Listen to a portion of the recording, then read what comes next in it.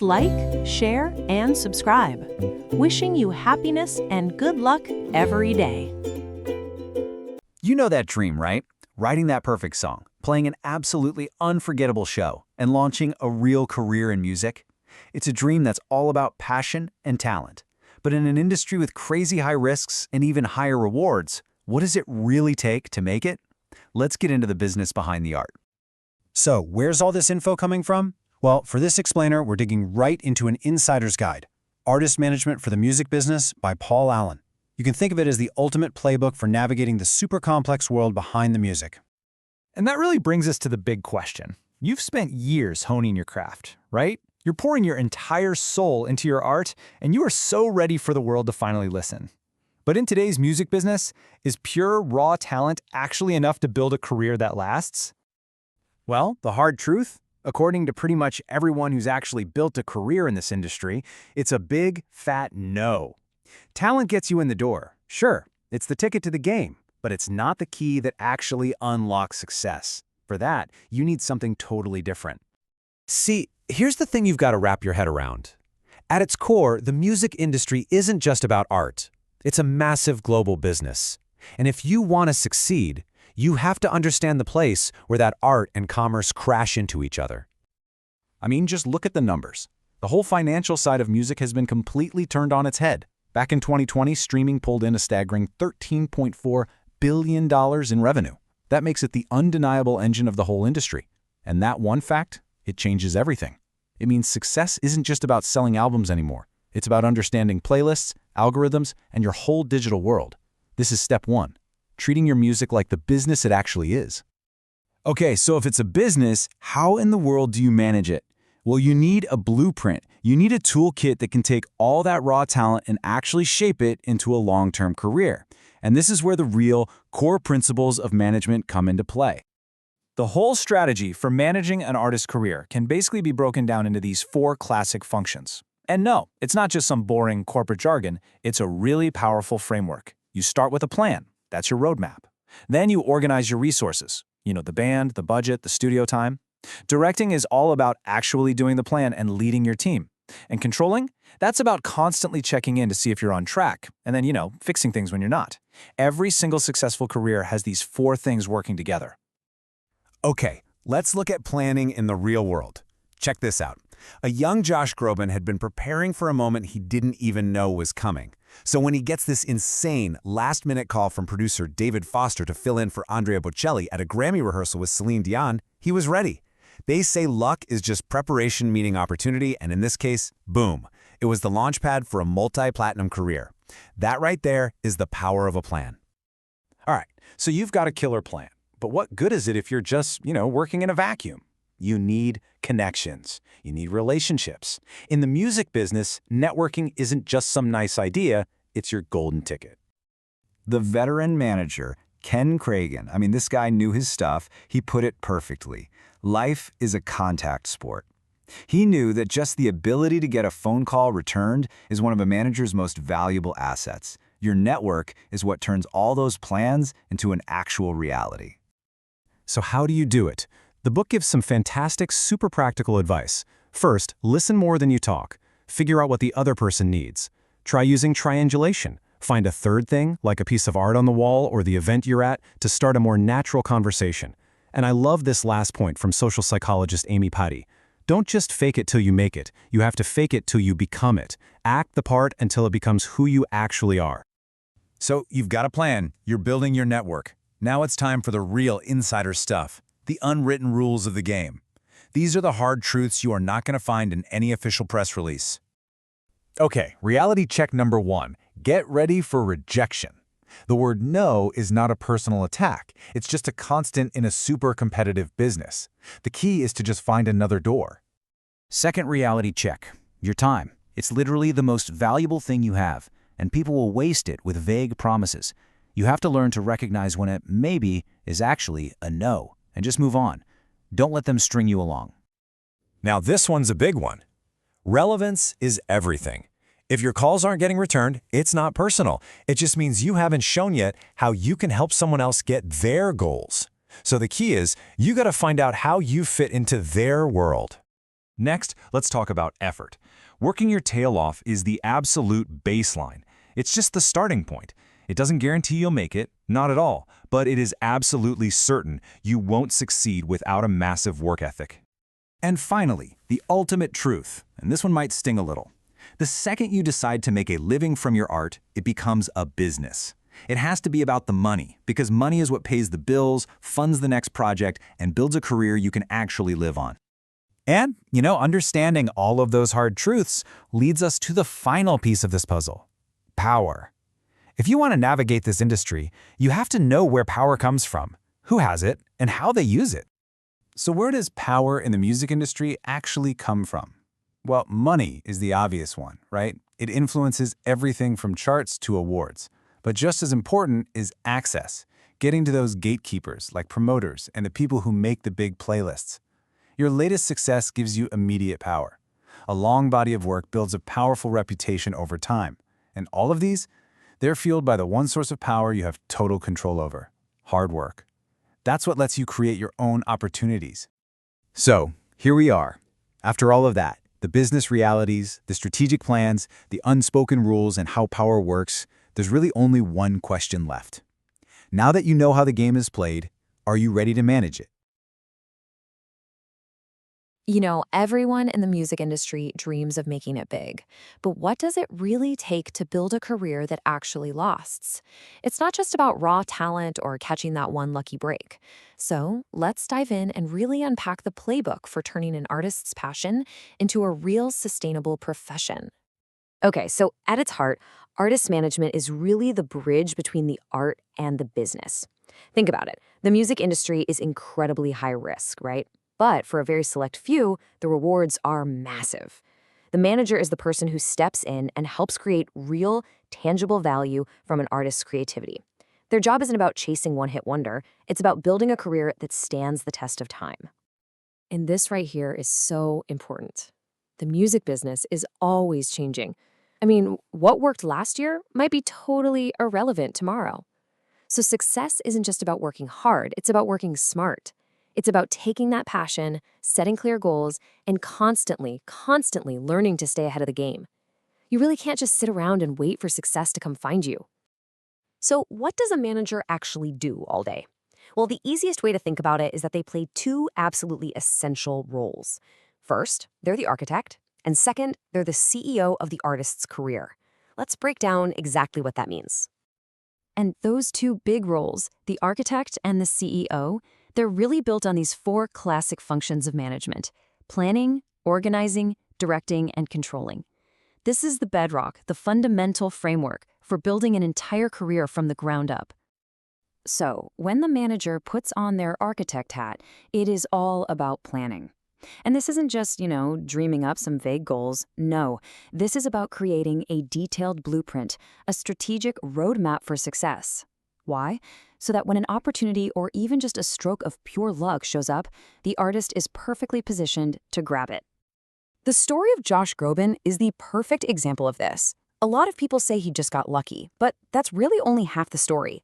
The truth is, he'd spent years planning and preparing to be a world-class vocalist. So when that once-in-a-lifetime phone call came, he was ready. That single rehearsal helped launch a career that's generated nearly $500 million. See? That's what happens when preparation meets opportunity. Okay, so once that blueprint is drawn up, the manager switches hats and becomes the CEO. This is the execution phase. They organize all the resources. That means assembling the right team, maybe finding funding.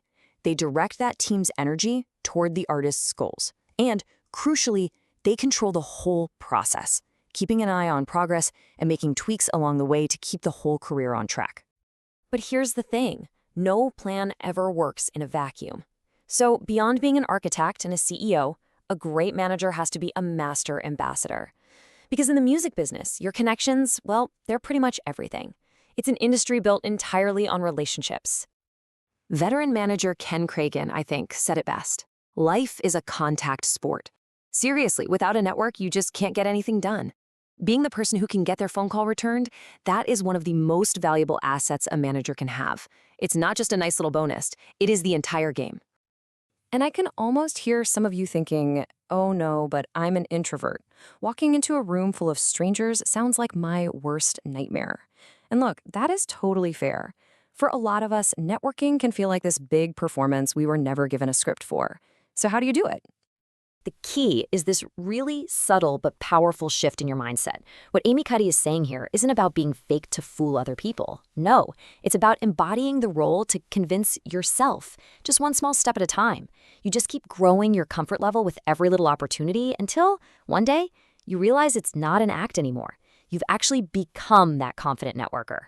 And here is a super practical technique you can literally use tonight. It's from Kyo Stark, and she calls it triangulation. So there's you, there's a stranger, and then there's a third thing. It could be a piece of art on the wall, someone giving a speech, even the music that's playing. All you have to do is make a comment about that third thing to the stranger. It's a really low-pressure way to break the ice and start a genuine conversation. And here are just a few more quick pro tips for you. Try to listen way more than you talk. It helps you figure out what's actually important to the other person. And don't just hand out your card to everyone. Ask for theirs and let them ask for yours. It's about quality connections, not just a big stack of cards. And a big one, always treat everyone with professional respect. A firm handshake offered to every single person you meet sets a tone of equality right from the start. All right, so beyond the big functions in the networking, great managers have a very specific set of personal skills. They have to be both a coach and a leader, guiding the artist through pretty much every part of their career. And today, that career is bigger and more complex than ever before. You're going to hear this term a lot, the 360 deal. All it means is that a company, like a record label, gets a piece of all an artist's income. We're talking touring, merchandise, sponsorships, the whole shebang. So, the modern manager has to oversee all 360 degrees of that career. They're basically the central hub of the artist's entire business. Now, within that 360-degree world, a manager needs two really distinct skills. Leadership is all about the big picture, guiding that long-term vision, keeping the artist focused on where they want to be in 5 or 10 years. Coaching, on the other hand, is much more immediate. It's about helping an artist improve a specific skill, like, say, developing a more dynamic stage presence for their next tour. So what's the glue that holds all these roles together? The CEO, the ambassador, the coach? Well, it's the ability to genuinely connect with people. And what's cool is that research shows that being likable isn't some magical gift you're born with. Nope, it's a skill you can actually learn. The most likable people are simply seen as being sincere, transparent, and understanding. In fact, Dr. Travis Bradberry actually identified the exact behaviors that create that perception. Likable people ask questions, which shows they're actually listening. They put their phone away, they're open-minded, and simple things like smiling, using someone's name, and having positive body language, like a firm handshake and open posture, make a huge difference in how people respond to you. Okay, we've covered a lot. The core functions, the art of networking, the essential skills. Now, let's pull it all together. How do you actually start building a career for yourself in artist management? This right here is your growth strategy. It all starts with a little self-assessment and a deep commitment to being professional. Always. From there, you actively build your network, you find a mentor, and you never ever stop that learning process we talked about at the beginning. And finally, there's a tough one, having the wisdom to know when something isn't working and it's time to move on. These aren't just tips, they're really disciplines you have to practice. So there you have it. That's the playbook. You get the principles now, how to be the architect, the CEO, the ambassador, the coach, and the leader. The only question left is the one you see on the screen. What's the very first step you are going to take to build your plan? So, you think you want to be an artist manager. You're probably picturing the sold-out shows, the gold records, the whole shebang. But hey, before we get there, we really need a reality check. Because the path to success in the music business is probably not what you think it is. First things first, forget the tour bus and the fancy recording studio for a second. This, right here, the laptop, the tablet, the phone constantly buzzing, this is your real command center. Your office is digital, it is always on, and trust me, it follows you everywhere. The work is just relentless, and it happens right here. So, let me ask you straight up. Do you really have what it takes? I mean, it's a tempting thought, right? Guiding some raw talent to global superstardom? But that path is absolutely littered with challenges that most people never, ever see. And that's exactly what we're here to do. We're going to break down the unspoken rules and the harsh truths of this industry. And listen, understanding these realities isn't just helpful, It is literally the difference between making it and burning out. All right, let's dive in. What does the world of an artist manager actually look like day to day? First off, you've got to understand the scale of this whole thing. This chart, this shows the global recorded music industry revenue for 2020. We're talking billions of dollars. And look at that, a staggering $13.4 billion of it comes from streaming alone. The stakes are incredibly high, and the competition, well, it's fierce. And this, right here, this is the fundamental disconnect of the job. You see the perception on the left, the glamour, the parties, the red carpets. But the reality on the right, it's endless spreadsheets, it's mind-numbing travel logistics, and an inbox that is never, ever empty. Rejection isn't just some occasional hurdle, it's part of the daily grind. Okay, so if the reality is that tough, how in the world do you prepare for it? Because it's not just about passion, you know? You need to build a rock-solid foundation. Let's look at how. Here is your roadmap, a clear, actionable path. Step 1, get educated. A business or law degree gives you the vocabulary you're gonna need. Step 2, get your hands dirty with real-world experience. An internship, a season on the road with a tour, that is an incredible education. And third, and this is crucial, find a mentor. Learning from a veteran who has been there, done that, can save you from years of painful, costly mistakes. And here's a number that every single aspiring manager needs to tattoo on their brain. Be prepared to finance your own business for 3 to 5 years before you see any kind of steady income. Royalties can take forever to come in, and performance income is tiny at the start. This is a long-term investment in yourself and, of course, in your artist.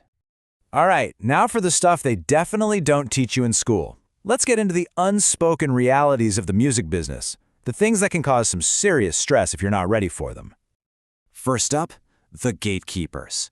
You have to remember, there are countless talented people trying to get in, but only a handful of doors. And the people guarding those doors, the label execs, the radio programmers, the playlist curators, they're going to seem totally immovable. And believe me, you are going to hear the word no constantly. So here's the crucial takeaway. When a gatekeeper says no, it doesn't mean you or your artist aren't good enough. It just means you haven't shown them how you fit into their business plan yet.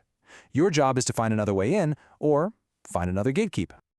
Okay, another critical reality you have to get your head around is the hustle. You're going to hear no a lot. So what's the antidote? Relentless, nonstop, hard work.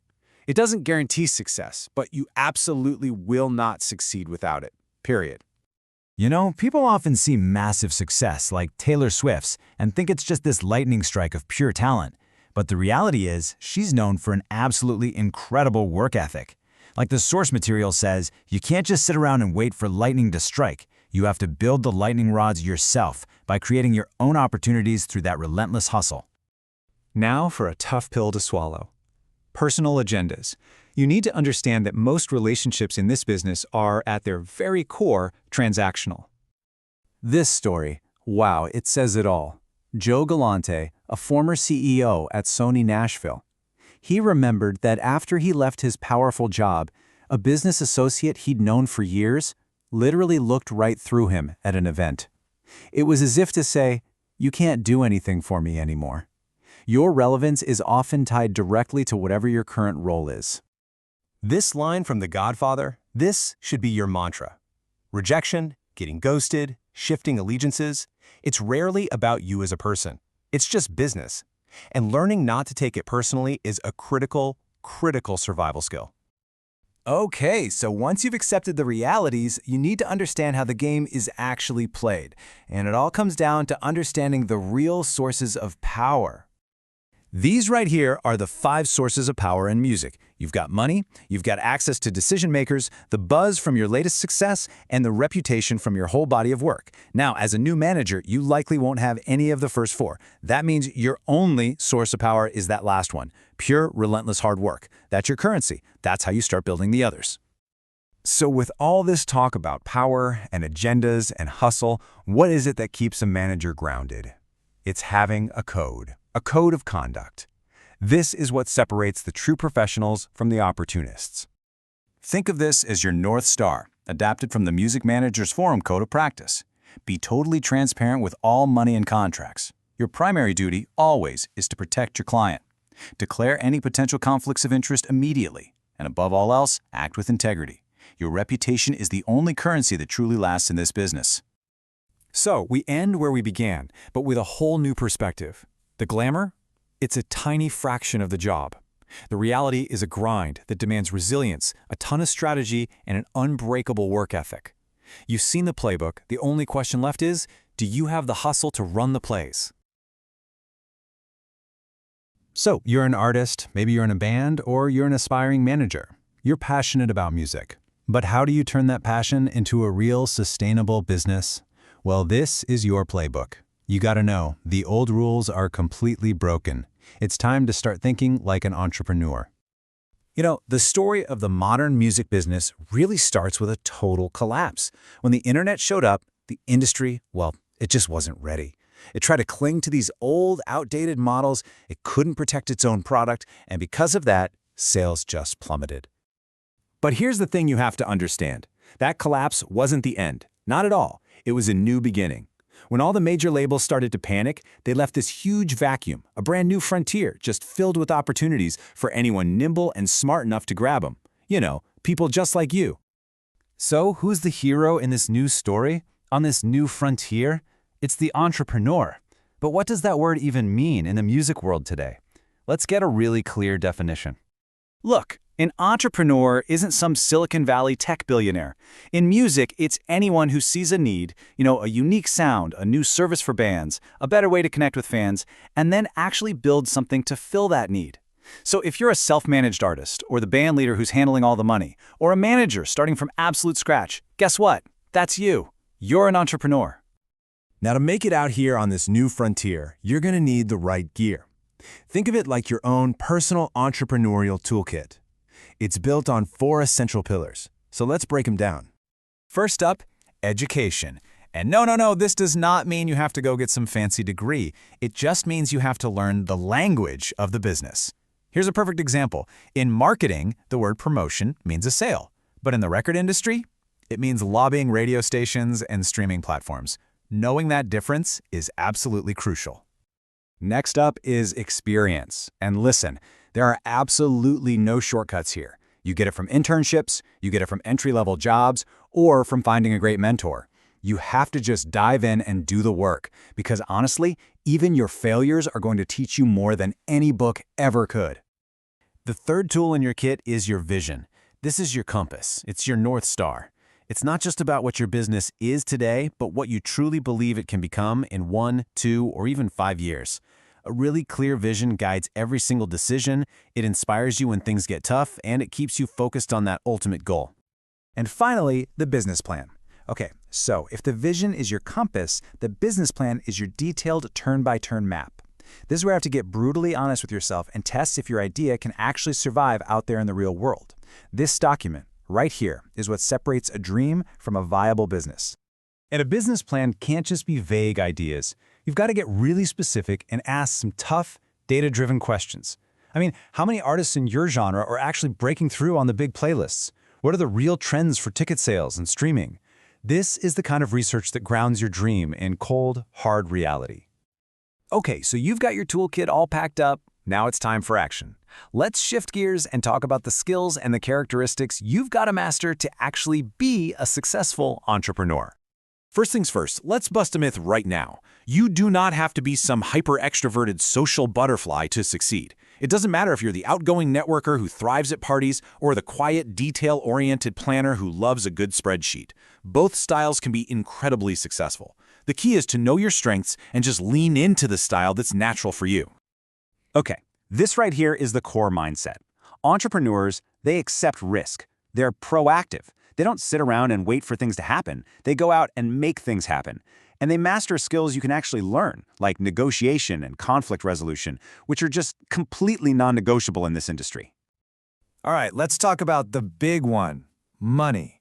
Because you can have all the vision and all the skills in the world, but if you can't manage your finances, you are not going to survive. It's as simple as that. I want you to let this number sink in for a second. 3 to 5 years. That's how long it can easily take to become profitable. Even if you get some lucky breaks, you need a financial strategy that's built for the long haul, not just for next month.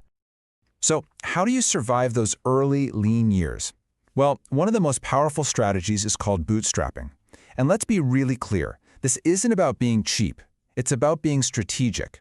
It means you operate with the lowest possible expenses so you can stay in control of your own business without taking on a mountain of debt.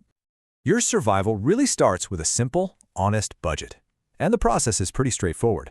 First, list all your regular business costs. Then, add in your variable expenses, like travel. And then, and this is the one everybody forgets, you have to include your own personal living expenses. Your business has to be able to pay you, too. Now, to stay in control, you need a kind of financial dashboard with 3 key views. First, you've got to check your cash flow every single month to see exactly where money is coming in and where it's going out. Then, every quarter, you look at your income statement to see if you're actually profitable. And finally, once a year, your balance sheet gives you that big picture checkup of your business's overall financial health.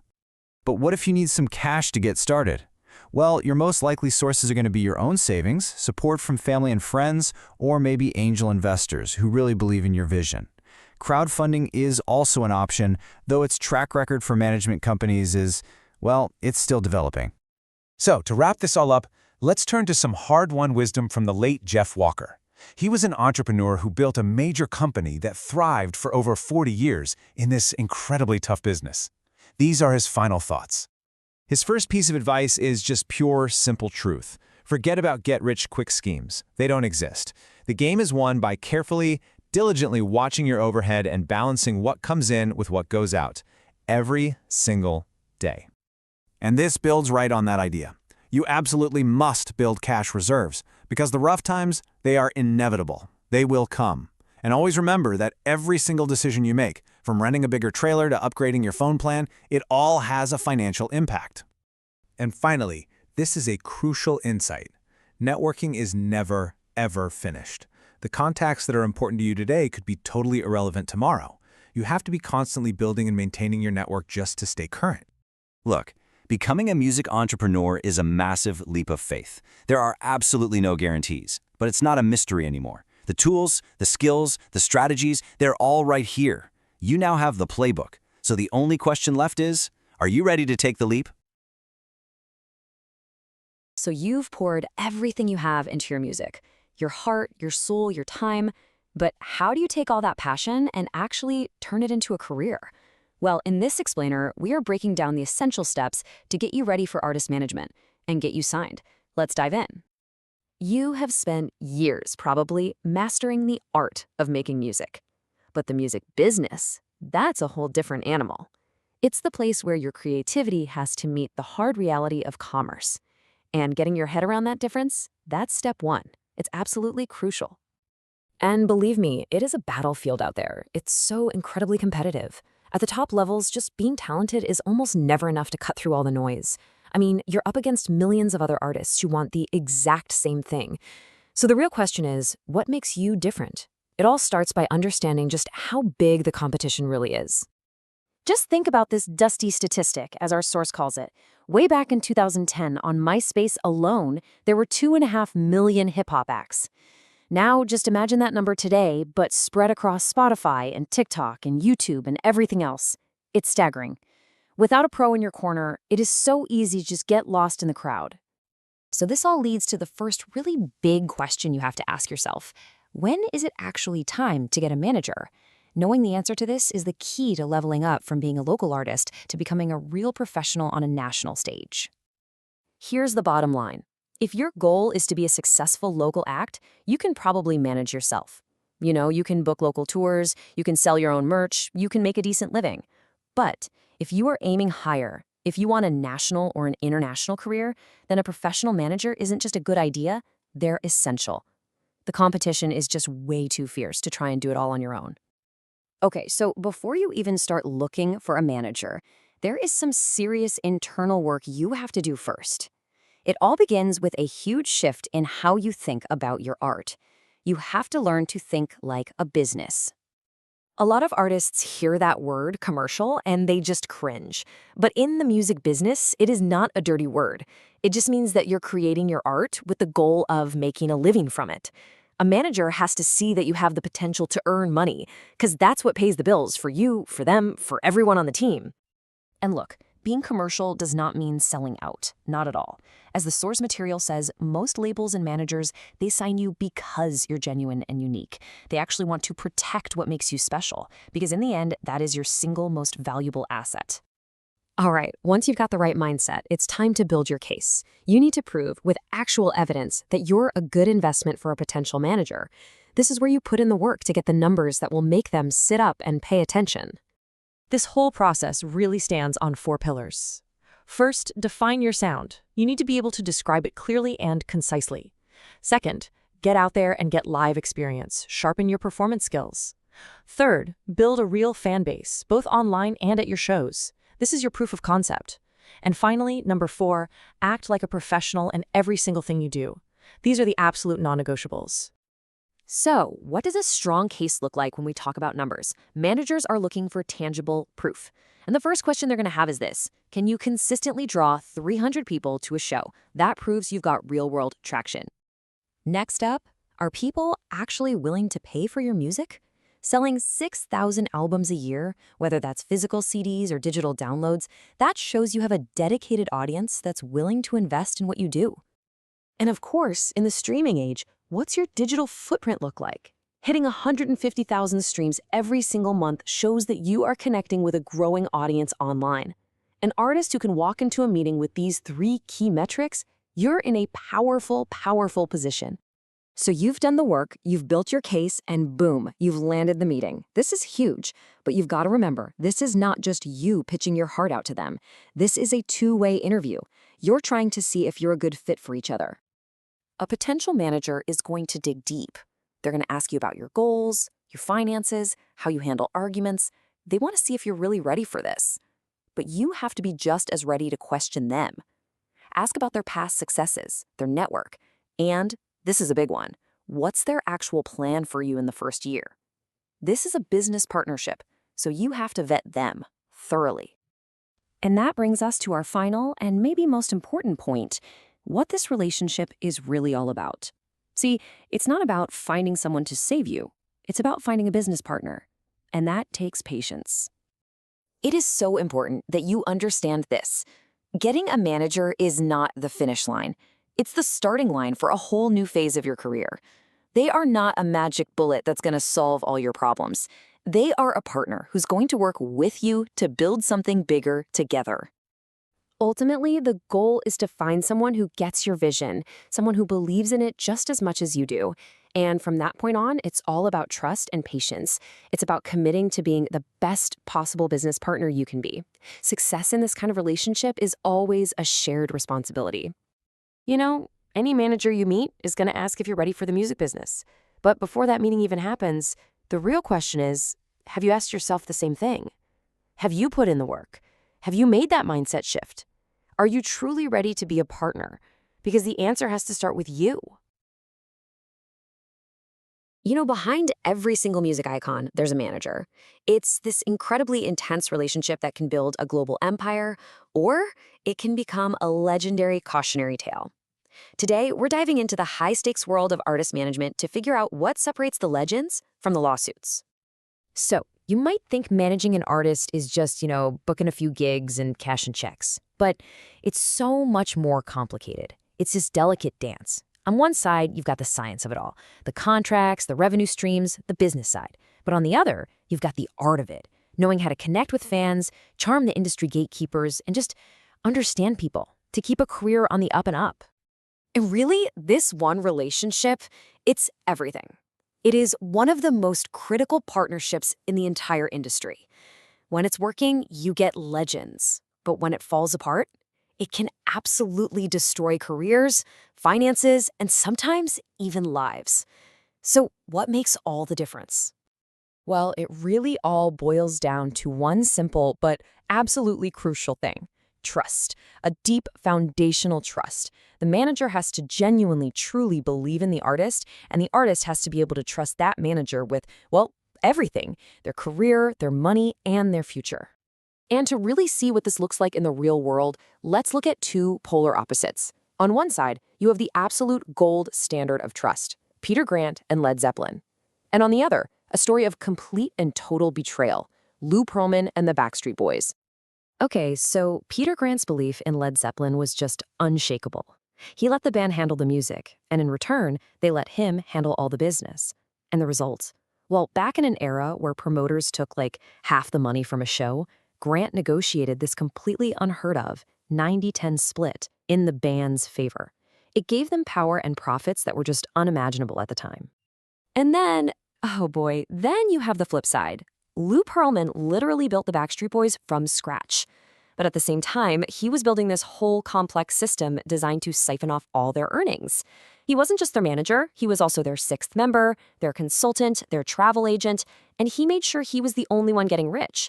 I mean, let's be real. This wasn't management, this was a straight-up heist built on trust. And the lesson here is pretty stark, right? Once that trust is gone, it's over. The relationship is just fundamentally broken. The Backstreet Boys eventually had to sue Pearlman, and that bond was shattered, completely beyond repair. And it's a story we've seen happen over and over again in the music industry. Okay, so trust is the bedrock. We get it. But what do the great managers actually do? What's in their toolkit that helps them build a career from the ground up? Let's get into the manager's playbook and see how belief turns into action. First up, target marketing. A great manager is like a heat-seeking missile for the right audience. Take René Angelil. He knew that for the French-speaking Celine Dion to become a true global superstar, she absolutely had to conquer the American market. And that meant a complete reinvention. English lessons, new teeth, a whole new look. He literally tailored her entire persona to hit that specific target. Next tool in the box, strategic networking. And yeah, sometimes it really is all about who you know. Bob Doyle had connections all over Nashville, so when every single record label passed on a young Garth Brooks, Doyle didn't give up. He used his personal network to get Garth a showcase in front of the right people at the right time. And that one night, it changed absolutely everything. This one's huge. Business focus. A lot of artists, especially early on, have this almost allergic reaction to anything that sounds commercial. Bruce Springsteen was one of them. His manager, John Landau, was smart enough to show him, hey, you can be true to your art and be successful. He basically taught Springsteen that having good business sense doesn't mean you're selling out. It means you're building a future so you can keep making your art. Okay, this next term, talent exploitation, sounds kinda bad, I know, but stick with me. We're talking about unlocking potential that even the artist might not see in themselves. Andrew Luke Oldham knew the Rolling Stones couldn't just be another band playing cover songs. He literally pushed Mick Jagger and Keith Richards, who barely wrote songs at the time, to write their own stuff. The result? They wrote, I Can't Get No Satisfaction, and in doing so, created their own legendary sound. All right, we've seen the playbook for success. Now it's time to flip the coin and look at the absolute career-killing red flags. This is the stuff you should run away from fast. Okay, I want you to just look at this number for a second. $300,000. What do you think that represents? An album advance? Tour profits? Nope. It's something way, way more shocking. Well, get this. That is the amount of money Colonel Tom Parker earned, more than Elvis Presley, in a single year, 1965. Parker had a contract that gave him a jaw-dropping 50% of everything Elvis made. It's a massive warning sign of a dangerously broken relationship. And believe it or not, it actually gets worse. Parker's business mistakes cost Elvis a fortune. For his entire career, Elvis never made a single dime from his songs being played on the radio. Why? Because Parker just failed to fill out the paperwork to register him with a performing rights organization. An unbelievable multi-million-dollar mistake. Here's another huge, huge red flag, a conflict of interest. Michael Jeffries' one and only client was Jimi Hendrix, so Jeffries' entire income depended on Jimi working constantly. And the result? He booked Hendrix on this relentless, exhausting tour schedule. The decisions weren't about what was best for Jimi's health or art, they were about what was best for Jeffries' bank account. It's that simple and that tragic. And for our last red flag, this one is just an artist's absolute worst nightmare. It's when a manager fails to prepare their artist for the spotlight. A manager's job is to protect the artist's image, and a public flameout can do damage that lasts for years. You only have to look at the Simpson sisters, who were both managed by their dad, Joe. I mean, these moments were just painful to watch. Ashley getting caught lip-syncing on live TV and doing that awkward jig, Jessica's tribute to Dolly Parton that was so rough they just cut it from the show entirely. These are the kinds of moments that can seriously tarnish a professional image, and that falls right on the manager's shoulders. So, okay, we've gone through the good, the bad, and the truly ugly. And it all leads to this one really big question for today's world. I mean, think about it. We live in an age of Spotify, TikTok, Instagram. Artists can talk directly to their fans, build a whole following all by themselves. So you gotta ask, right? Has technology made the old school artist manager obsolete? Why even bother with one anymore? And this quote, from a guy who successfully self-manages his own band, just nails it. This is the question every single manager has to be able to answer today. They have to bring something to the table that an artist just can't do on their own. And that right there is the million-dollar answer. Sure, an artist can post on social media and book some local shows, but a great manager, they navigate the insane complexities of the industry. They open doors that are locked tight, and they make the big strategic moves that turn raw talent into a lasting legacy. They're the ones handling the business chaos so the artist can just be an artist. You know, you should probably forget everything you think you know about making it in the music industry. Seriously, the old rules, getting signed, giving up all your control, and just hoping for the best, that's all being rewritten. Today, there's a totally new path, a direct path for artists like you who want to build a career on their own terms. Okay, so let's dive into this playbook for the modern independent musician. Just take a look at this number, $1.2 billion. That's how much artists who released their music directly earned back in 2020. I mean, let that sink in. This isn't some tiny niche market anymore. It's a huge, growing force in the global music industry. This is the real financial power of independence, and it's happening right now. So, what does it really mean to be a new music mogul in today's world? It's not what you think. In this first section, we're going to redefine what success even looks like and unpack why taking this DIY path has become so incredibly powerful for creators. So, what exactly is a DIY artist? Well, it's pretty simple, really. It's a creator who holds onto the reins of their own work. We're talking no restrictive, long-term contracts with giant companies telling you how to sound or what to look like. The whole idea is built on two things: creative control and total independence. Now, let's clear up a huge misconception right away. Being independent doesn't mean you're totally isolated or rejecting the system. Not at all. It just means you're strategically using the powerful tools that these massive companies have built. YouTube, Spotify, TikTok. But you're doing it on your terms. You're the CEO of your own career. You use their tools, but you call all the shots. All right, let's move on to the absolute foundation of any sustainable music career: your audience. In this section, we're going to talk about how to build and nurture a dedicated fan network. Because let's be honest, without fans, the music just exists in a vacuum. Social media. We all know it's a necessary evil, but let's be real, it can be a serious grind. The single biggest mistake artists make is trying to be someone they're not.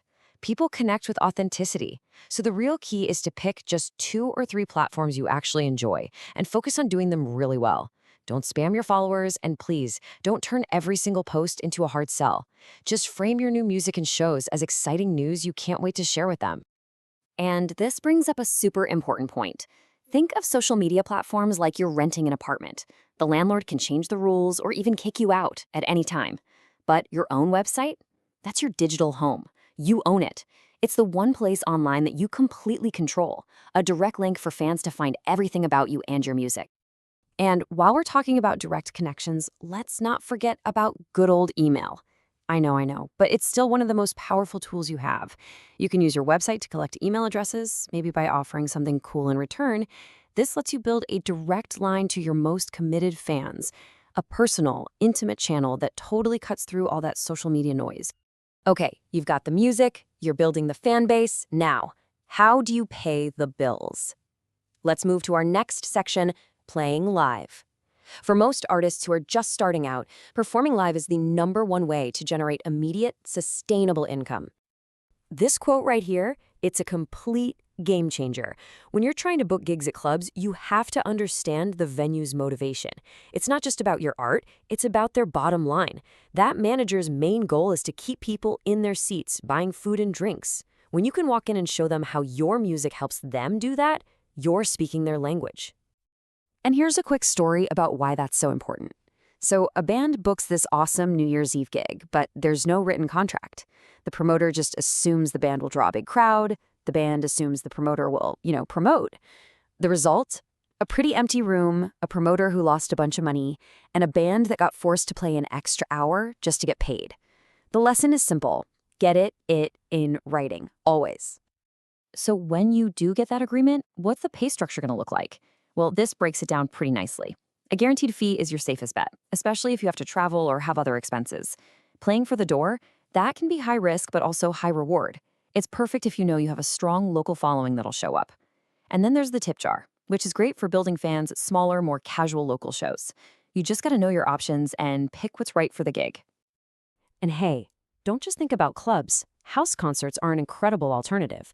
While a club might help you reach new people, a house concert is all about deepening your relationship with the fans you already have. It's intimate, it's personal, it's acoustic friendly. It shifts the whole focus from selling alcohol to celebrating the music itself, usually with a simple donation model. Okay, let's shift gears from the stage to the screen.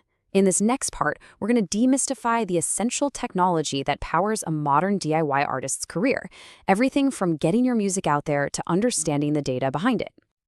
This is it. This is probably the #1 question new artists have. You've poured your heart and soul into recording your masterpiece. Now what? How do you actually get it onto Spotify, Apple Music, and all the other places where people can discover it? Well, the answer is an independent music distributor. Think of companies like CD Baby, TuneCore, and DistroKid as your partners. They're the bridge. For a pretty small fee, they handle all the tricky technical stuff to get your music onto all those services, and they make sure you get paid every time someone streams your song. Right, so once your music is out there, these platforms give you access to something called analytics. Now, don't let that word scare you, it's just information. That's all it is. It tells you where people are listening, which of your songs are connecting, and who your audience is. Think of it this way. Analytics aren't just a bunch of boring numbers. They are your career compass, helping you make smarter decisions about where to tour and how to promote your work. And the best part? All the major players offer these incredibly powerful tools for free. With Spotify for Artists, you can claim your profile, customize it, and even pitch your new songs directly to their official playlist curators. YouTube, Apple, Amazon, they all have similar platforms. Honestly, using these is an absolute no-brainer for any serious DIY artist. So, to bring this all together, let's hear some advice from someone who actually lives and breathes this stuff every single day. Erin Enderlin is a veteran independent artist and a hit songwriter, and she has some really amazing wisdom to share. When it comes to dealing with those so-called gatekeepers, Erin's advice is just brilliant. Instead of just hoping to get noticed, she says you should ask yourself, what does that playlist curator or that touring artist actually need? What value do I bring to them? When you start working backwards from their perspective, you can build a much more effective strategy. It's just way less frustrating. And here she is on authenticity, which we talked about earlier. She says it's the easiest thing in the world because no one else can be you.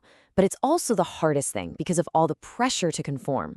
But if what you're doing isn't coming from your core, from the heart of who you are, it's just not special. And at the end of the day, it's not going to work.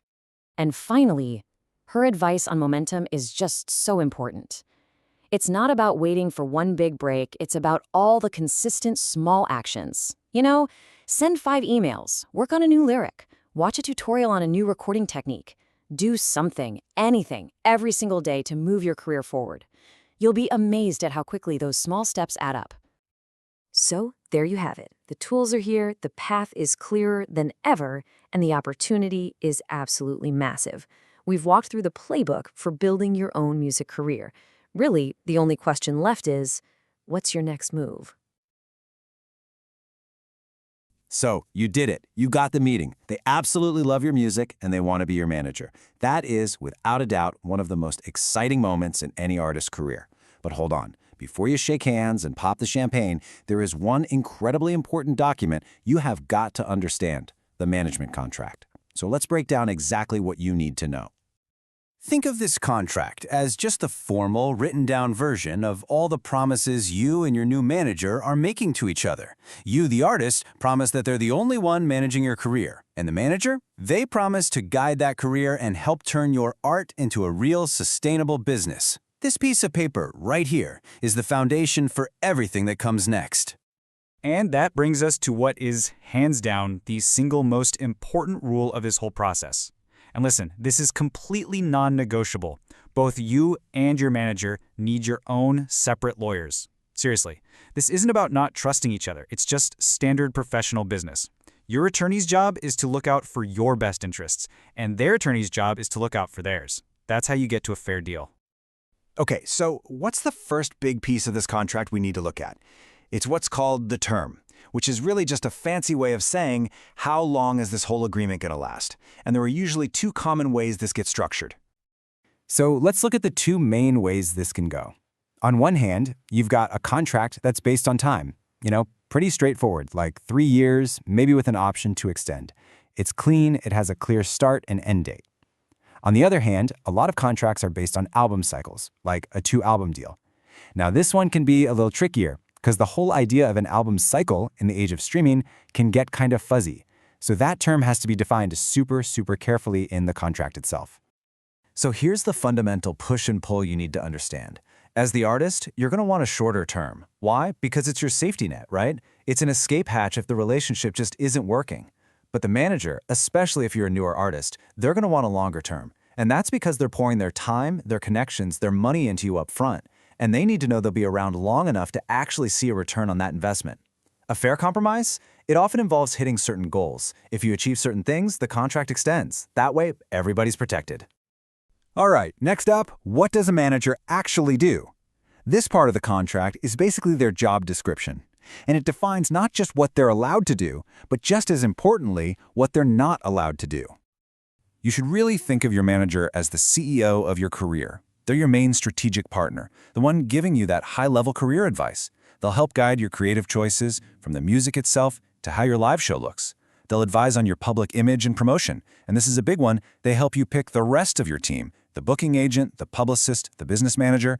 They aren't supposed to be all those people. They're supposed to help you hire and manage them.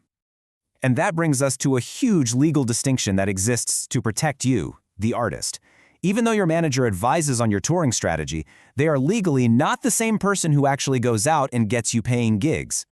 Now, the reason for this separation, especially in places like California and New York, comes down to laws like the Talent Agency Act, or TAA. What this law says is that the person who procures employment for you, in other words, books your shows, has to be a licensed agent. And even if you're not in a state with a law this specific, the principle is the same.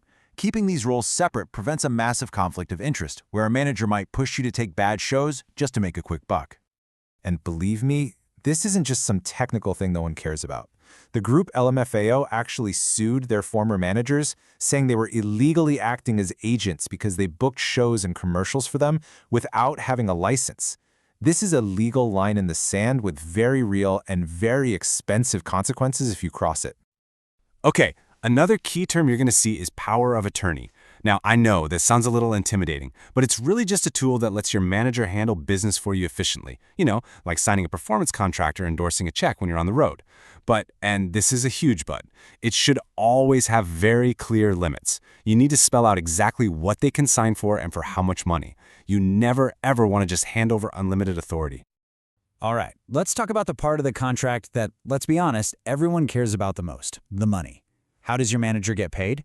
Well, it all comes down to their commission. So a manager's commission is usually somewhere between 15 and 20%. But the real multi-million-dollar question is, 15 or 20% of what?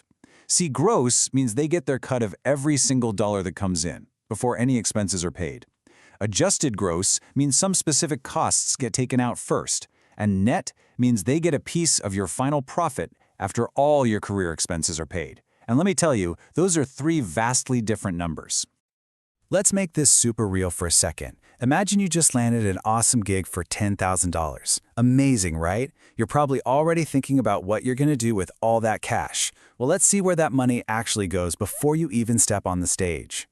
So before you've paid for gas for the van, for the hotel rooms, for your road crew, or even for a new pack of guitar strings, that 10 grand has already shrunk down to 7,500 bucks. And for a lot of new artists, that's a huge shock. So, how did that happen? So where did it go? Well, first, the booking agent who got you the gig takes their 10% right off the top. Boom, that's $1,000 gone. Then your manager takes their 15% commission on the gross amount, the full 10 grand. That's another $1,500. And just like that, a quarter of the fee has vanished before you've even touched it. Look, relationships end. Even business ones. So what happens financially when you and your manager decide to part ways? Well, that's where a very, very important part of the contract comes into play. It's called the sunset clause. A sunset clause is pretty much what it sounds like. It's the manager's severance package. It lets them continue to earn a commission on the deals that they put into motion while they were managing you, even after your contract is over. So, for example, if they landed you a record deal that's going to pay you royalties for years, it makes sense that they're entitled to a piece of that money for a while. Now, a well-negotiated sunset clause will have that commission step down over time as it fades into the sunset. So in this example, maybe they get 10% for the first 6 months after you split, then it drops to 5% for the next 6 months, and then, after a year, it stops completely. This is super important because it keeps you from having to pay 2 full commissions at the same time, one to your old manager and one to your new one. But what happens when these clauses are negotiated badly? Oh boy. For that, let's look at one of the most famous and most cautionary tales in the entire history of music, Elvis Presley and his manager, Colonel Tom Parker, who famously took a 50% commission. And here is the truly mind-blowing part. Parker's contract said that he would keep on getting that 50% commission forever, even after Elvis died. The Presley estate actually had to sue him to finally get it sorted out. It's just a crazy, powerful warning about the kind of long-term damage these clauses can do if you're not paying attention. Okay, we've gone through the timeline, the manager's duties, how the money works, and even the breakup. It's a lot to take in, I know. So, after all of that, are you ready to put pen to paper? Before you do, let's just go over the absolute key takeaways. Number 1, get your own lawyer, period. Number 2, make sure the length of the contract, the term, is clearly defined and that it actually works for you. 3, understand exactly what your manager's commission is based on. Is it gross, adjusted gross, or net? And number 4, carefully negotiate that sunset clause, because every relationship eventually comes to an end. Getting these points right isn't just about good business, it's about building a long, healthy, and successful career. You've got the talent, right? You've got the passion. But what's the secret to turning all of that into an actual sustainable career? Well, today, we're cracking open the manager's playbook to show you how a solid plan is really the bridge between your studio and the main stage. So let's get into it. You know, success in music isn't just some kind of magic. Seriously, behind every overnight sensation, there's almost always a rock-solid business plan. Without one, you're pretty much just wandering around in the dark. This plan is your map. It's what gives your career a clear direction and turns, man, I hope I make it, into, okay, here's how I'm gonna make it. So here's our game plan for today. First up, we're going to rewire your thinking from just dreaming to actually planning. Then, we'll dive into a super simple goal-setting framework. After that, we'll tackle the big one, budgeting, before we put it all into action by planning a high-stakes showcase. And finally, we'll figure out how to pay for the whole thing. Okay, let's start with the absolute foundation. Think about New Year's resolutions for a second. The ambition is there, right? But they almost always fail. Why? Because there's no concrete plan. Well, an artist's career works the exact same way. It all starts when you make a real resolution to plan. This quote just nails it. A goal without a plan is really just a daydream. It has no teeth, you know?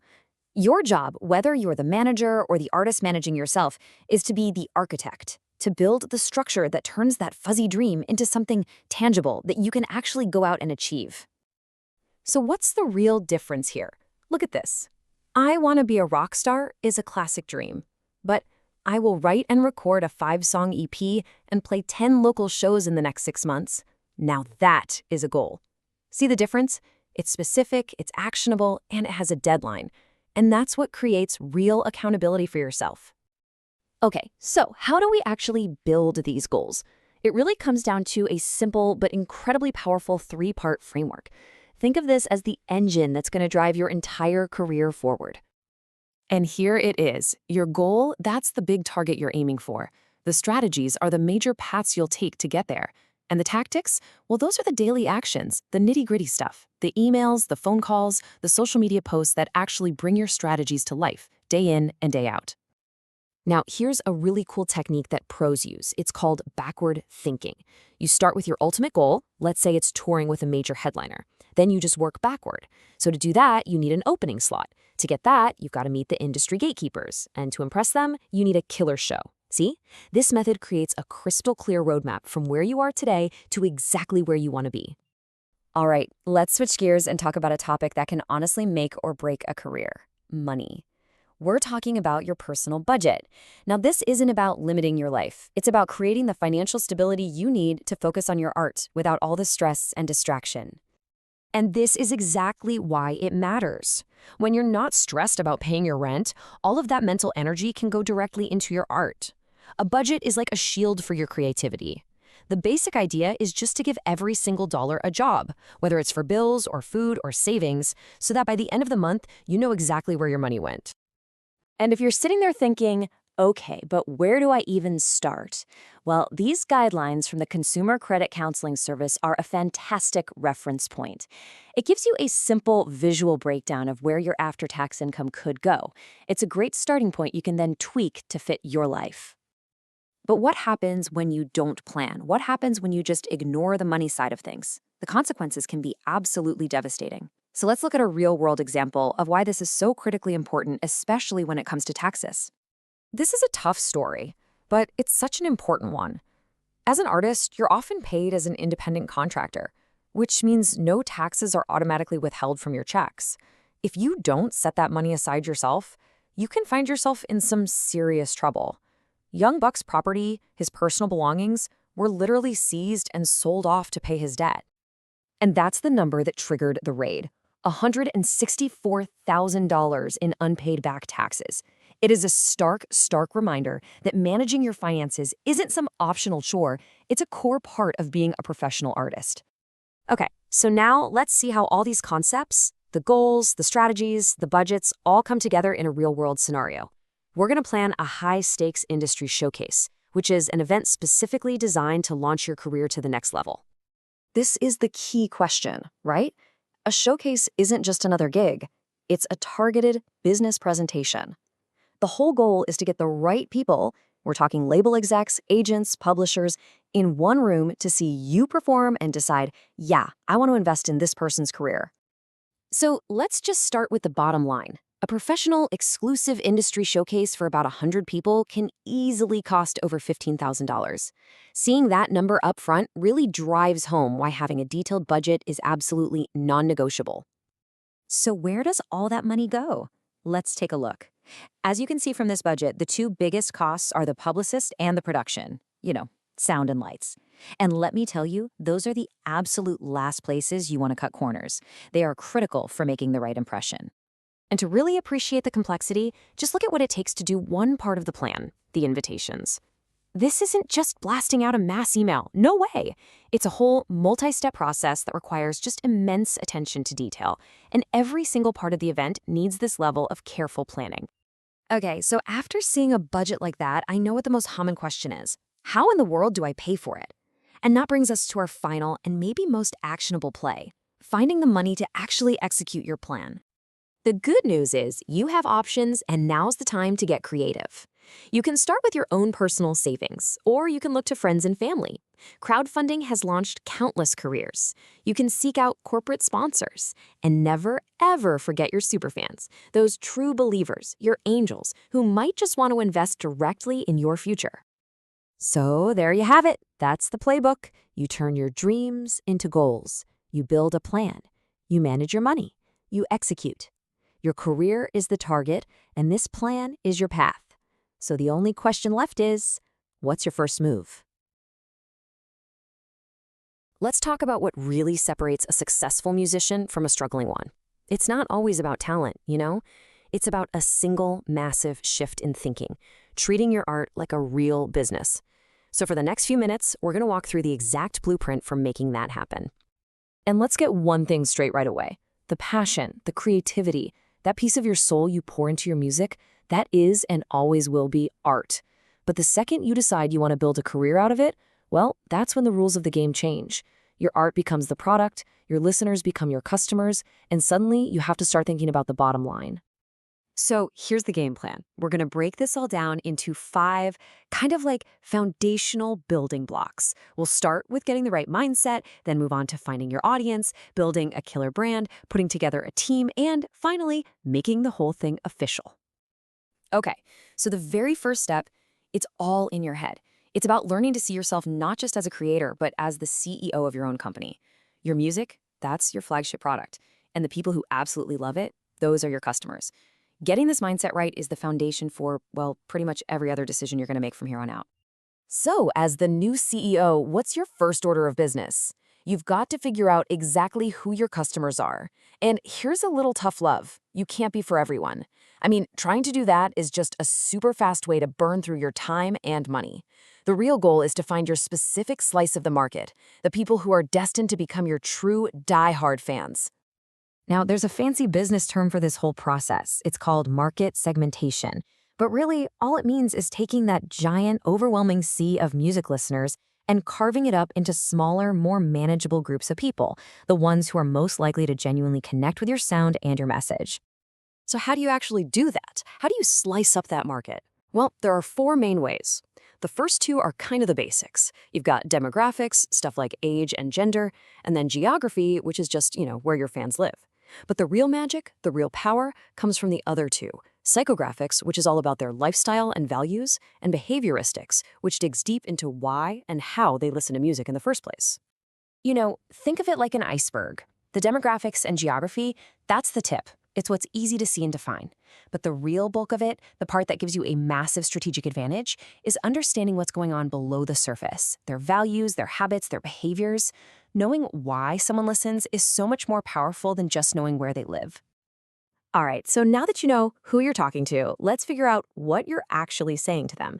And this is all about building your brand. Your brand is really the sum total of every single experience a fan has with you, from the music itself and the way you look, all the way to your posts on social media. A huge piece of your brand is your image. And this isn't just about what you wear. It's about the emotional connection you build. It's that gut feeling people get when they think of you and your music. And that feeling, that's what transforms a casual listener into a fan for life. So what makes for a really powerful image? Well, a few things. It has to be unique, for sure, but it also has to feel like it belongs in your genre. It needs to be consistent. And most importantly, it has to be genuine. I mean, think about Lady Gaga. The wild outfits work because they're backed by authentic, undeniable talent. Or look at a band like Kiss. Fans don't just expect the music. They expect the makeup, the fire, the whole spectacle. It's all part of the brand promise. But here's the thing, your brand isn't just some creative, artsy concept. It's a really valuable asset, and it needs to be protected legally. This is where you get into things like trademarks for your artist name and your logos.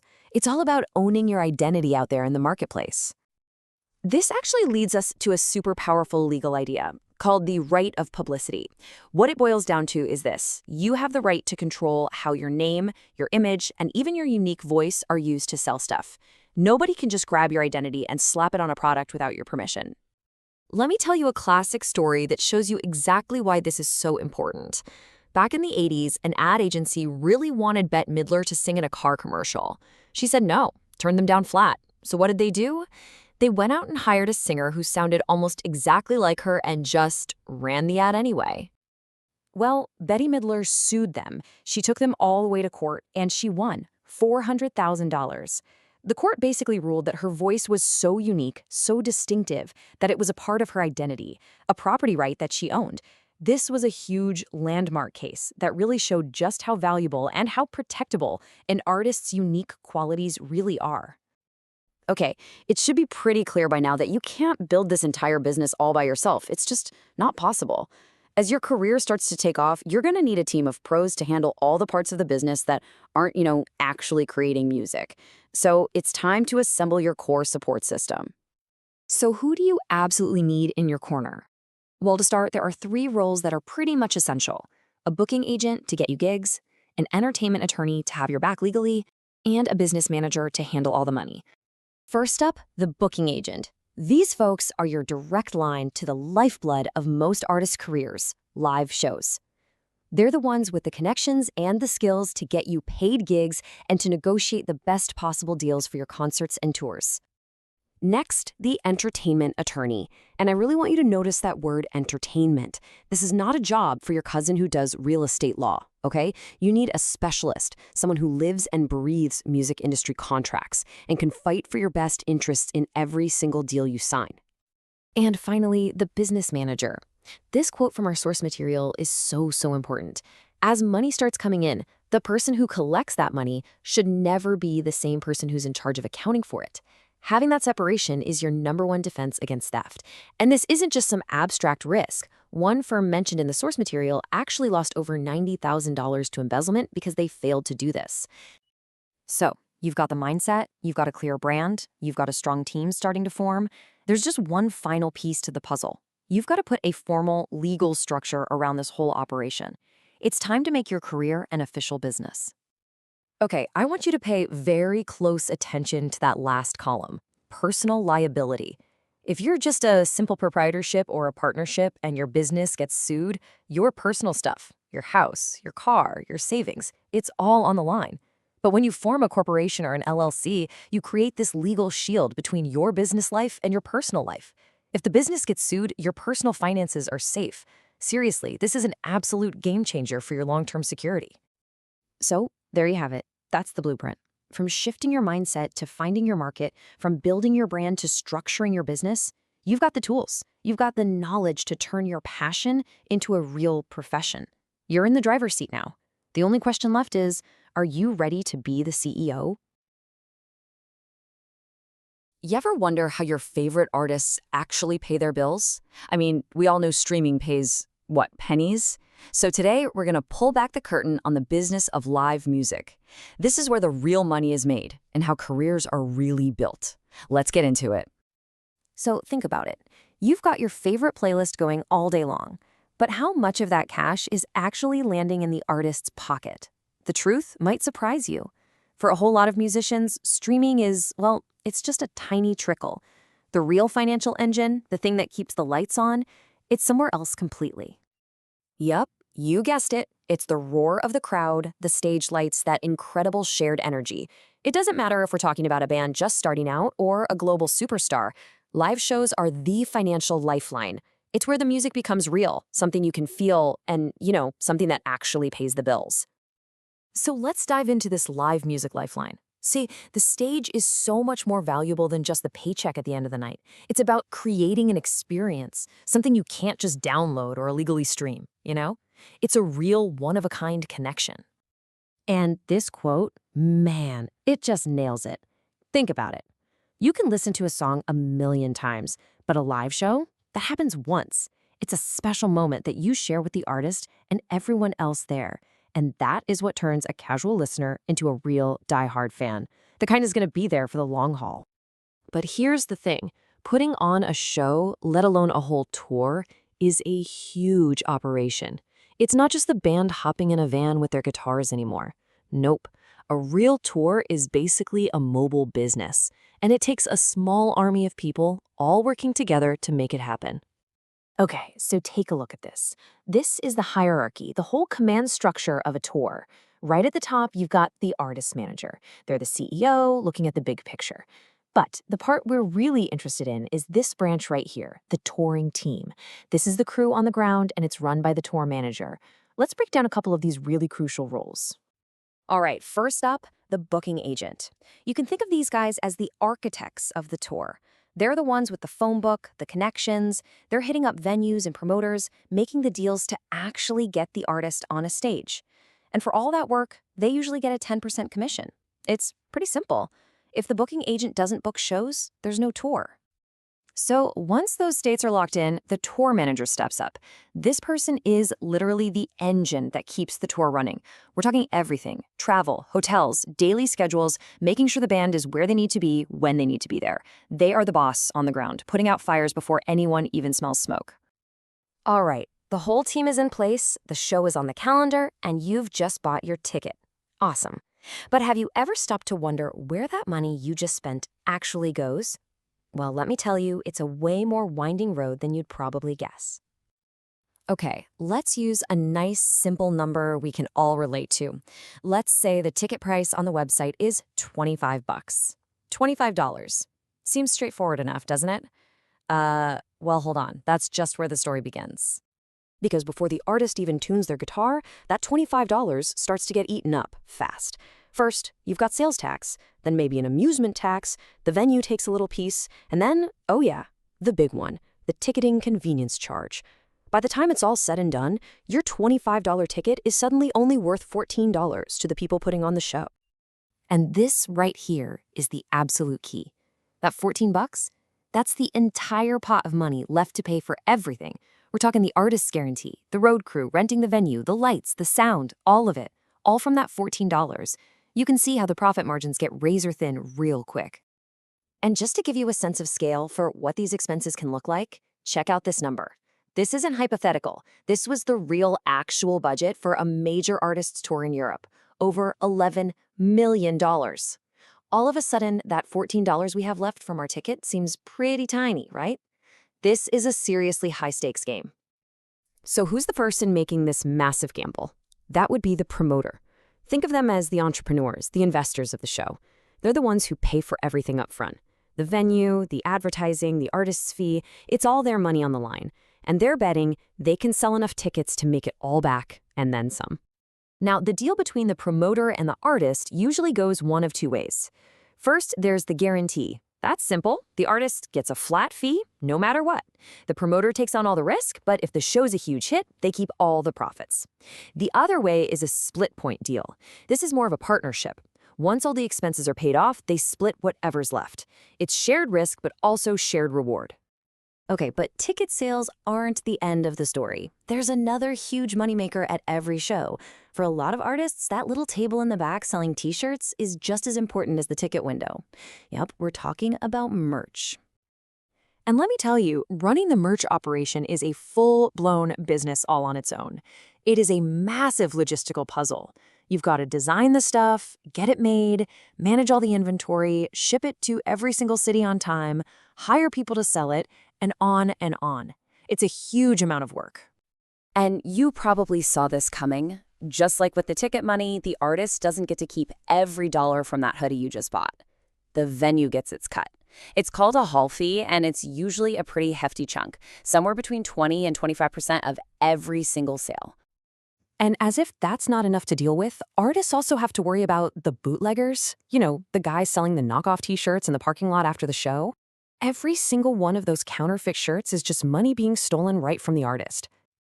And all of this brings us right back to the beginning.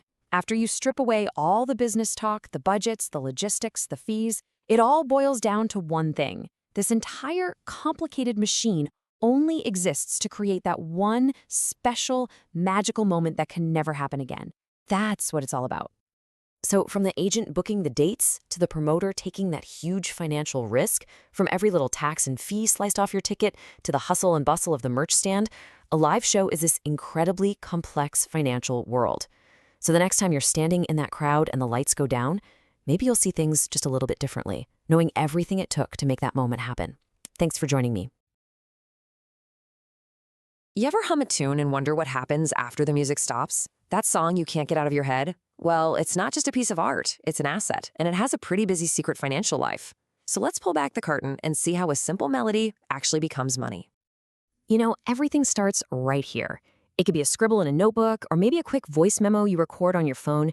It really doesn't matter if it's going to be a stadium-shaking anthem or a quiet acoustic ballad.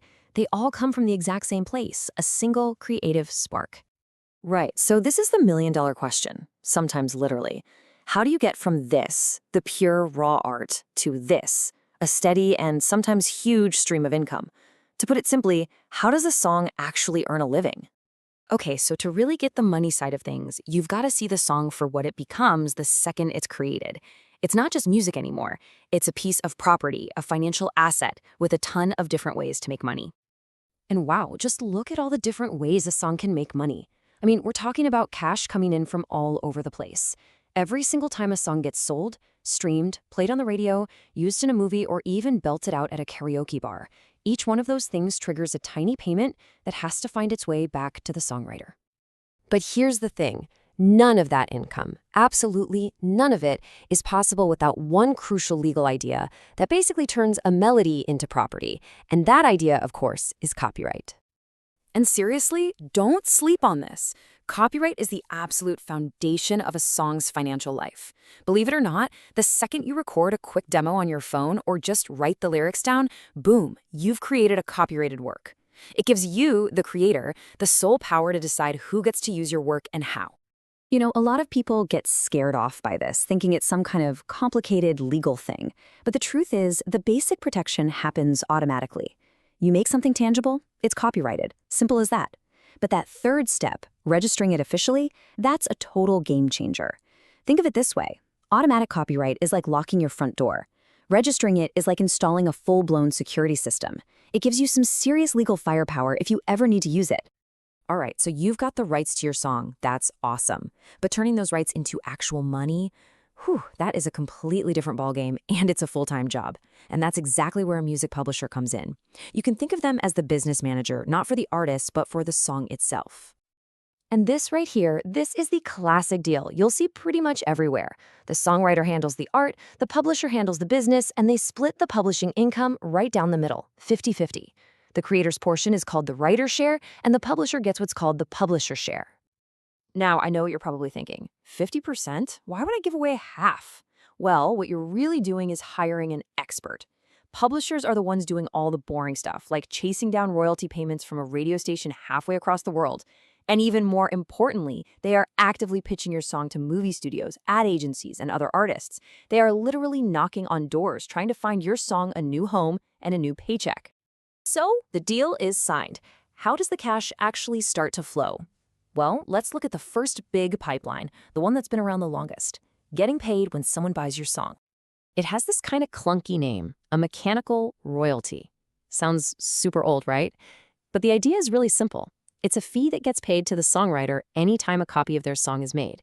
That could be pressing a vinyl record, burning a CD, or even a permanent download from a digital store. And get this is pretty wild. In the United States, the government actually sets the price for this. It's called the statutory rate. And for most songs, it's exactly 9.1 cents for every copy that's made. Now, that doesn't sound like a lot, but just do the math. If an album with your song on it sells 1 million copies, that's $91,000 in mechanical royalties for you and your publisher to split. It adds up. Okay, this is super important to get straight in your head. Mechanical royalties come from sales and reproductions. The other big one, which we're just about to get into, is performance royalties, and those come from public plays. 2 different sources, 2 different collectors, 2 totally different buckets of money. All right, so sales are covered. But what about all those times your song is just played out loud, on the radio, in a coffee shop, at a concert? Well, that is a whole other revenue stream, and it's all about performance royalties. I mean, think about it. There is no way a songwriter could possibly keep track of every single bar, radio station, or restaurant playing their song. It's impossible. So that's where these specialized companies come in. They're called performing rights organizations, or PROs, and they basically act like toll collectors for the music industry. They charge any business that plays music a fee, and then they send that money back to the songwriters. And listen up, because this part is non-negotiable. To get your hands on this performance money, you have to join one of these PROs, like ASCAP or BMI. It's almost always free to join, and it's an absolute must. If you've written a song that's getting played out there and you're not a member of one of these, you are literally leaving money on the table. It's just floating around, waiting for you to claim it. And all of that brings us to the elephant in the room. The biggest, most dominant, and, let's be honest, most confusing part of the music business today: streaming. How on earth does a single tap on Spotify actually turn into real money for the person who wrote the song? Okay, so let's just follow the dollar. For every $1 that a service like Spotify or Apple Music brings in, look at where it goes. The biggest piece of the pie, about 58 cents, goes straight to the owner of the recording. That's usually the record label. The streaming platform keeps about 29 cents for itself, and the songwriter? Their slice comes from those 2 little bits at the end, those mechanical and performance royalties we talked about, which add up to only about 12 cents. And wow, this really puts the whole streaming economy into perspective. Just to earn a single dollar for everyone involved, look at how many plays you need. On Apple Music, it's about 75 streams. But on YouTube, you need almost 1,000. It is a volume game, pure and simple. You have to rack up millions upon millions of those fractions of a penny to see any real money. So after all that talk about fractions of a penny, you might be asking yourself, is it even worth it? And the answer is a huge, resounding yes. Because a truly great song isn't just about next month's royalty check. It's a long-term asset. I mean, this is the ultimate proof. Bob Dylan's catalog is an absolute goldmine of copyrights that are going to keep generating royalties for decades to come. Universal Music didn't just buy a bunch of old songs. They bought a predictable, long-term revenue stream. They bought a financial asset worth hundreds of millions of dollars. So there you have it. From a simple idea kicking around in your head to a complex financial machine. That's the real journey of a song.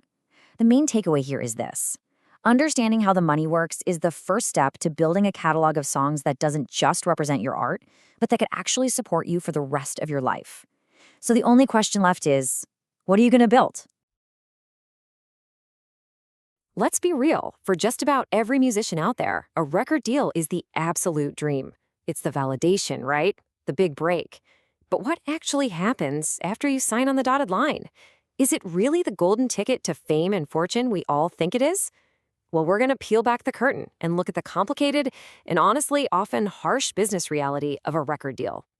I mean, look at this. This is the moment. It's the thing you've worked for. All those years of writing songs, practicing in your garage, playing to tiny crowds. You finally made it. You've been discovered. And it feels like the future is just wide open. Okay, so let's cut to the chase. This is the question on everybody's mind, isn't it? You got the deal, you've got the hype, you've got this massive company behind you. The money must be about to just pour in. But as you're about to see, the path to actually getting paid is a whole lot more complicated than you'd ever imagine. To really get the money part, first we have to understand the contract itself. If you strip away all the fancy legal language, a record deal is, at its core, a pretty basic trade. It's an exchange of promises between you, the artist, and the label. And it really boils down to this. The artist promises to deliver the art, the music, and to do it exclusively for the label. In return, the label promises to do what the artists can't do on their own, turn that art into a commercial product and blast it out to the masses. And this, right here, is why artists want to sign in the first place. A major label brings this entire ecosystem to the table. We're talking about a massive marketing and promotion machine that is built to create a huge audience on a scale that's, almost impossible to do by yourself. Okay, so let's talk about that first big check an artist sees, the advance. Now, this is probably the single biggest misconception in the entire music business. An advance is not a salary. It's not a signing bonus.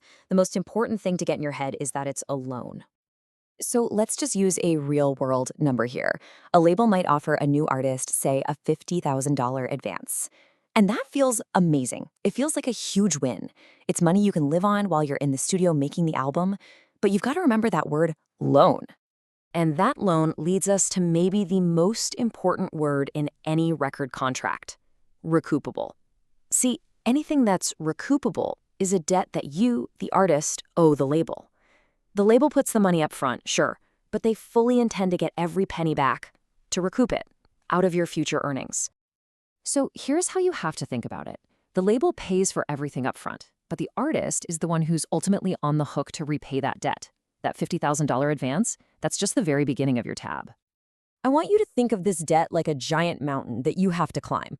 Before you earn a single dollar in royalties, you have to climb all the way to the top of this mountain of recoupable expenses. And it gets very tall, very, very quickly. So let's see how it builds. First, you've got your $50,000 advance. Boom, that's dead. Then you've got the recording costs, studio time, musicians, producers. That can easily hit $200,000. And just like that, before your album is even out, you are $250,000 in debt to your label.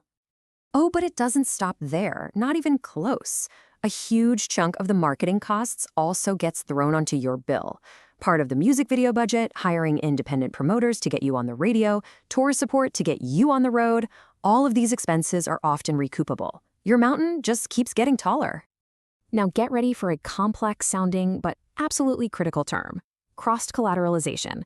Let's say your first album doesn't earn back all those costs. It happens. Well, that debt doesn't just vanish. Nope, it gets carried over and added to the debt of your next album. This means you could have a massive #1 hit with your second record and still not see a dime because you're still paying off the first one. It's wild. So, okay, let's just imagine for a second that you've done the impossible. Your album is a smash hit and you've paid off that entire recoupment mountain. Now the royalty checks start coming in, right? Well, let's take a look at how that actually works.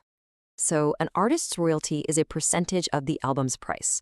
For a brand new artist, you're typically looking at somewhere between 13 to 16%.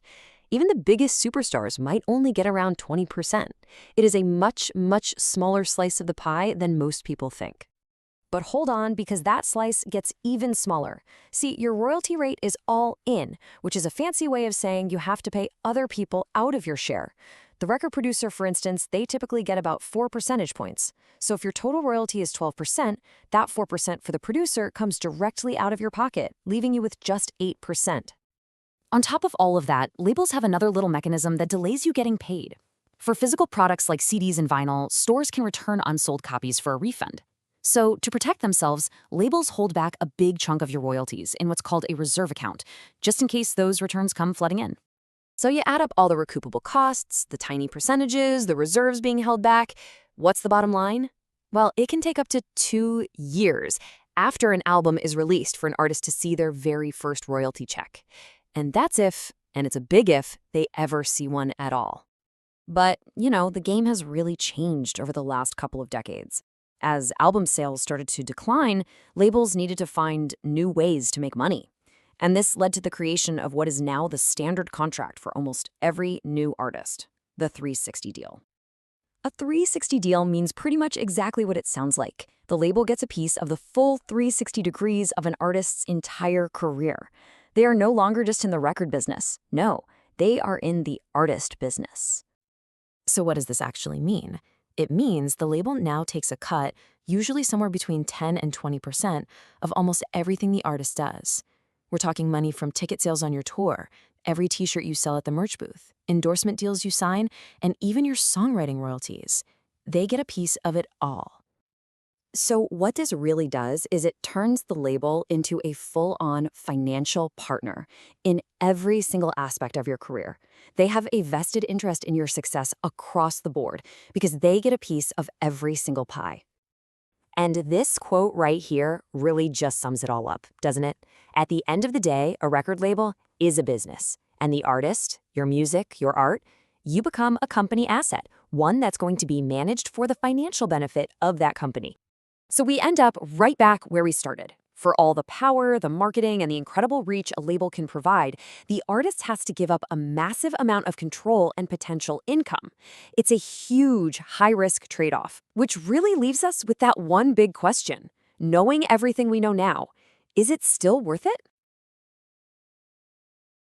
Welcome to The Explainer. Today, we're going to decode that super high-stakes 15-minute pitch that can literally make or break an entire music career.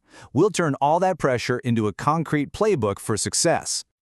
In the world of the music business, an artist's whole future can be decided in the time it takes to listen to maybe 4 songs. Just 15 minutes.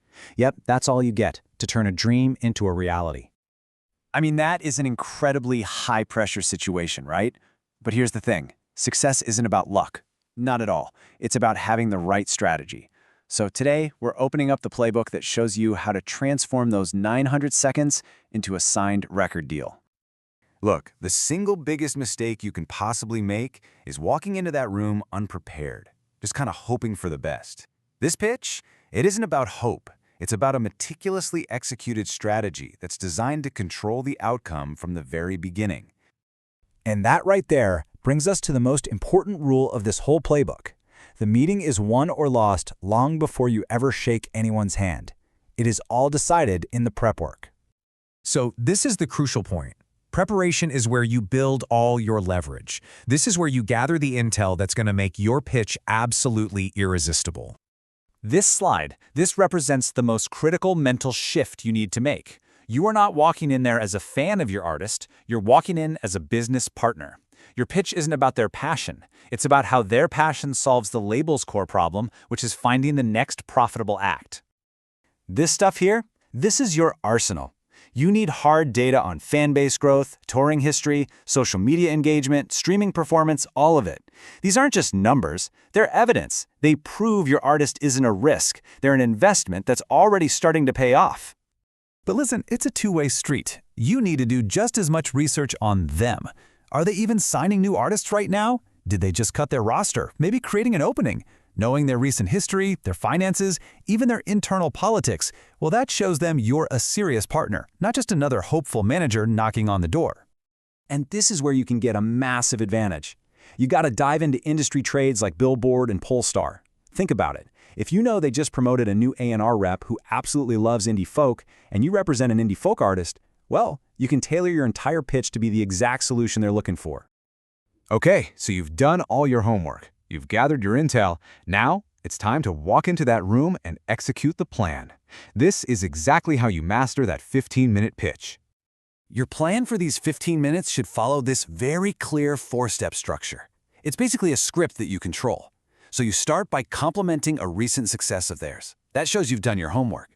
Then you hit them with your key data points, play the music, and then you close by connecting all the dots, making it completely obvious why your artist is the perfect fit for their needs.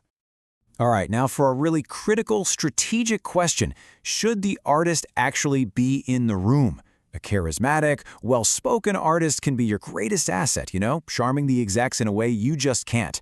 But an awkward or unprepared artist, they can derail the entire business case you'd so carefully built.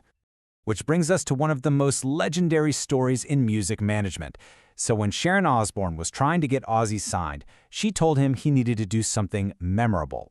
And his response was, yeah, I'll make an impression. His idea of an impression involved releasing a couple of doves in a conference room and then biting the head off of one of them. Now, let me be very clear. I am absolutely not recommending that strategy. But it really proves a point, doesn't it?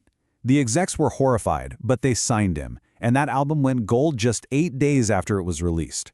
The artist's presence can be a total game changer, for better or for worse. It's a calculated risk you have to weigh very carefully. And finally, as that meeting is wrapping up, you have to maintain control. When they give you that classic line, "We'll get back to you," you cannot let the ball drop.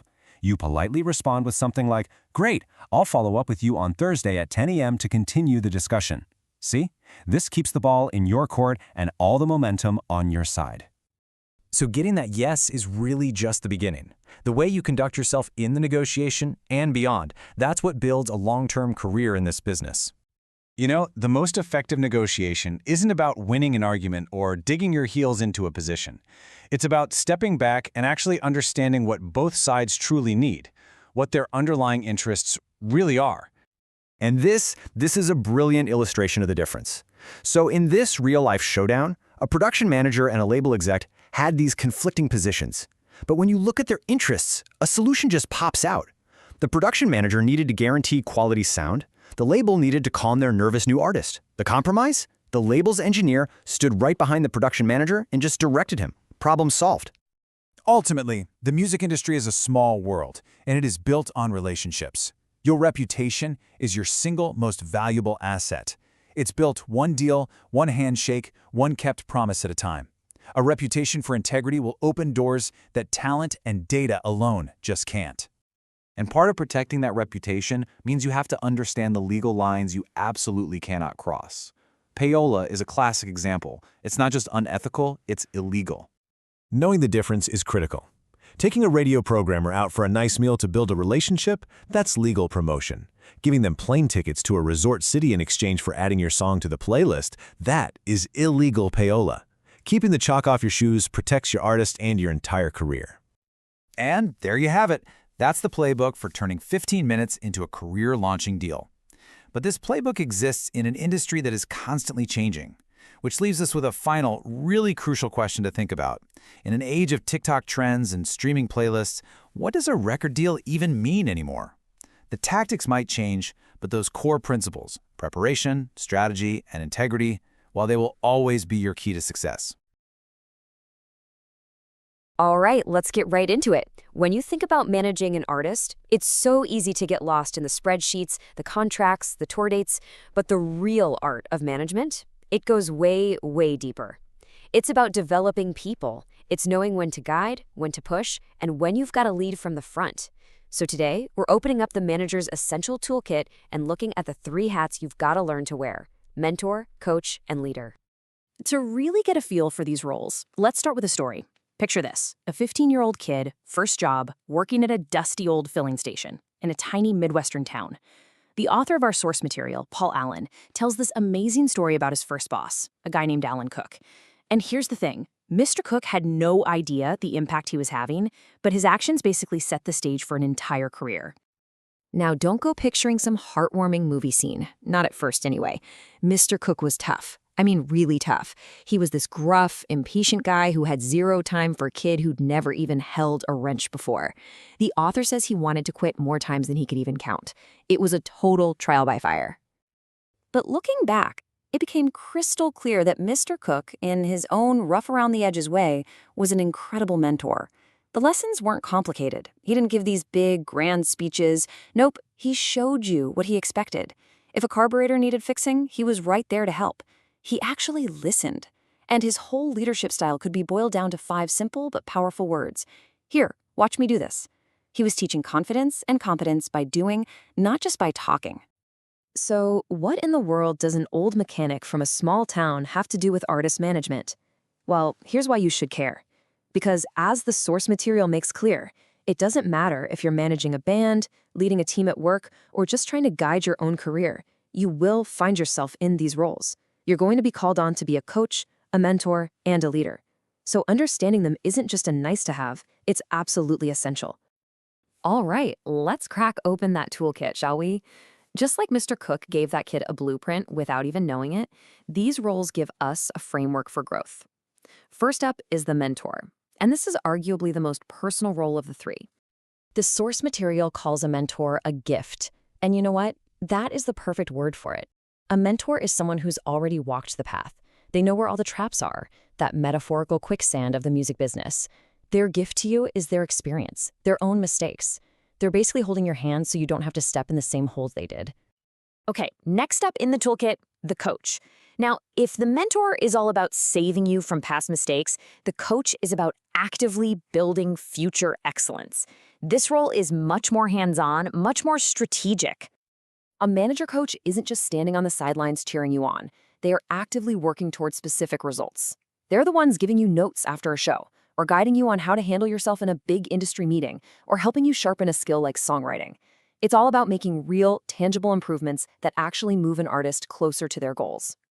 So what's the end game here? What's the whole point of all this coaching? It's not to make the artist dependent on you. It is the exact opposite. And this slide lays it out perfectly. The ultimate goals of great coaching are independence and initiative. First, you help build that quality. Then, the artist starts to see their own mistakes and fix them on their own. And finally, they start seeking out growth all by themselves. The coach's real job, well, it's to eventually make themselves totally unnecessary. How about that? But listen, none of that can happen in a vacuum. You need a solid foundation. Coaching is not a one-way street. It all starts with mutual trust. The artist has to believe you'll be both discreet and, when you have to be, brutally honest. It needs mutual respect. The artist has got to be truly open to feedback. And it requires that freedom for both of you to speak your minds, knowing it's a completely safe and confidential space. Now, the source material breaks down these coaching chats into 2 main types, which I think is super helpful. Think of type I as a quick huddle. It's a single conversation, usually something advisory. Maybe the artist comes off stage and asks, "Hey, how was that?" And you give them some targeted feedback right then and there. Type 2, though, that's the long game.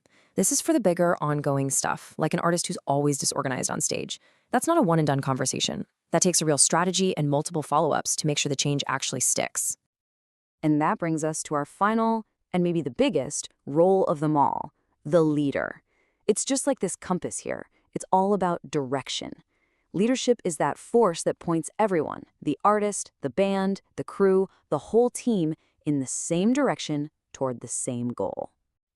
Right, so let's really dig into what it means to be a leader. While the mentor protects and the coach builds, the leader, well, the leader takes all that focus on the individual and scales it up. They are shaping the future for the entire team. So, what makes someone a great leader? Well, this isn't just a guessing game. Surveys have asked people this for years, and the answers are incredibly consistent. And look what's right at the top. Number 1, honesty. Then being forward-looking, inspiring, competent. It's not about being the loudest or the bossiest, is it? It's about integrity, having a vision, and being able to get people excited about it. Just take a second and look at that list again. Seriously, which of these really pop out at you? What are the things that you've seen in the best leaders you've ever worked with? Because, figuring out what you value is the first step to actually becoming that person yourself. Okay, so beyond what we want in leaders, research also shows some pretty consistent personality traits that effective leaders tend to have. Some of these make perfect sense, right? Self-confidence, dependability, but a few might surprise you. Look at tolerance for ambiguity. In the absolute chaos of the music business, where things change in a second, a leader who is comfortable with uncertainty is invaluable. Or achievement orientation, that relentless competitive drive to win. It really paints a fascinating picture, doesn't it? So there you have it, the mentor who protects, the coach who builds, and the leader who guides. Those are the 3 essential tools in your kit. Now let's talk about putting them to use. You see, the real magic here, the secret sauce of great management, isn't about being amazing at just one of these things. It's about knowing which one is needed at any given moment. An artist who's having a crisis of confidence, they need a mentor. An artist getting ready for a huge tour, they need a coach. And the whole team facing a career-changing decision, they need a leader. The real skill is in knowing how to switch between them. So that really is the question for you, isn't it? Every single day is going to throw new challenges and new opportunities at you. So as you go through your day, think about it. In the situations you find yourself in, with the people you're interacting with, which hat do they need you to wear? And maybe more importantly, which one are you going to choose?